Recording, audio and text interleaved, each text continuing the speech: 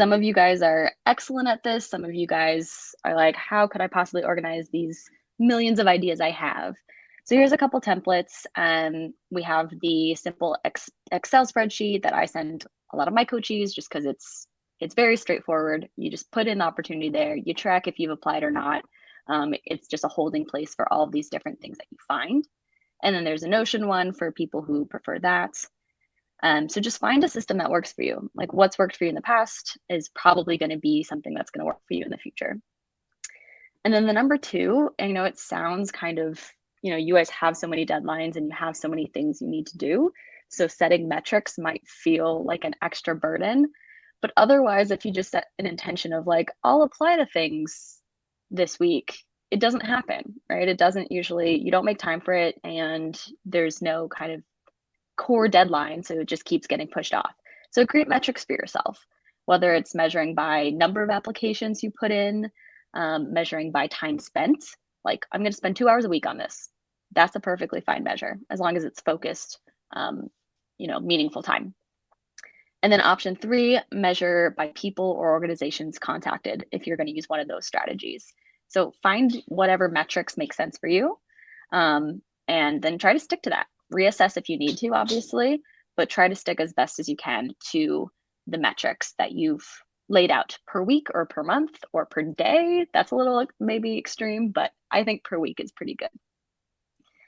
And then after that, it's finding the time. I know it's so hard for Minervans to find the time. It is, you guys have a lot of things going on, but I really recommend, this is my strongest recommendation, is to block out some time during your week. Is it Friday afternoon? Is it Monday evening? Like what time is it that is your dedicated internship search time? And you go to a coffee shop with two friends and you do it.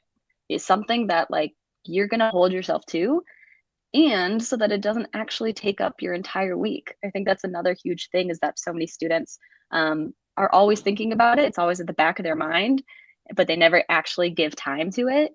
And so it just becomes this like stressor that doesn't actually translate into action. So find the time, find the spot in your week to create a container for your internship search. I really, really recommend that. And what I do, or what I did when I was in, well, I don't think we had bookmarks, but what I've done in different job search opportunities is I just create a little bookmark and I just put them in there so that during my dedicated time of the week, I open up that bookmark and I can see these different opportunities, but I'm not constantly thinking about it throughout the week. It frees up my mind to be able to focus on the things that matter at that time. And then you can always go back to it. Okay. And then number four, you'll create your strategy. That's what we're talking about today. That's the focus of this lab. And really just find the strategies that work best for you. And there's this other resource here from CTD of just additional strategies to use and kind of tips and tricks. And this part, while it doesn't seem maybe that important to tap into your motivation and know what motivates you, I know from being many of your guys' coach that the motivation is kind of the hardest part. It's being able to week after week being like, all right, I'm going to spend valuable time on this and I'm not going to lose hope and I'm not going to get demoralized from my rejections and I'm going to keep doing it. So tap into your motivation, go back to that why, and really kind of stand strong in that and know how your psychology works. What's going to motivate you? What's not going to motivate you? Is it being around other people? Is it having an energizing activity?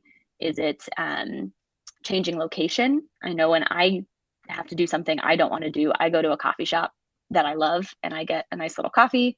And all of a sudden I have a little bit more motivation to do the hard thing. So is it changing location, accountability? What is it for you that will keep you going through this process?